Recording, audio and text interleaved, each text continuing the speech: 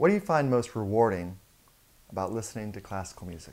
You know, I didn't listen to classical music for a long time simply because there weren't enough hours in the day for me, because I was just so focused on mostly rock music, and I just loved it so much, and I was consuming it and playing it all the time. And as much as I wanted to listen to other types of music, and mainly classical, because that's what I really liked, I just didn't have the time. And then all of a sudden, it became, the last year or two, it started just taking over my consciousness, and it crowded out other things I wanted to listen to, and I just made time to listen to it.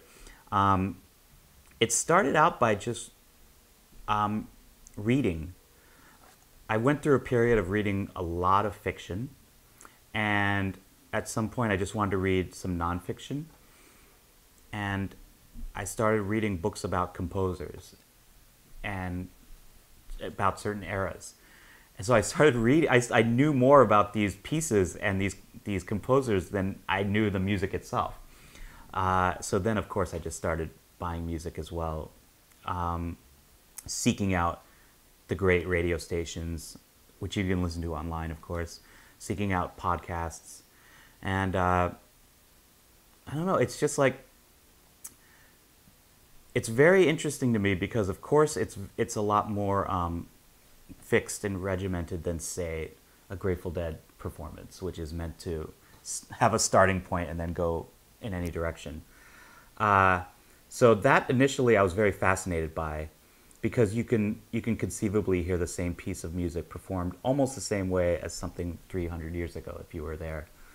But you know, conductors have such an important role in a performance of any piece, and they control the tempo. They can actually change certain notes or instrumental pieces, or they can remove bars, or they can add bits.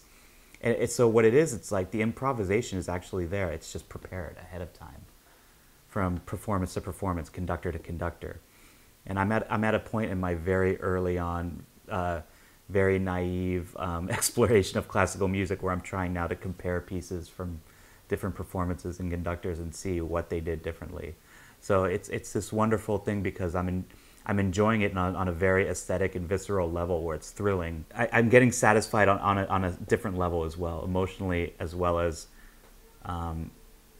compositionally, intellectually.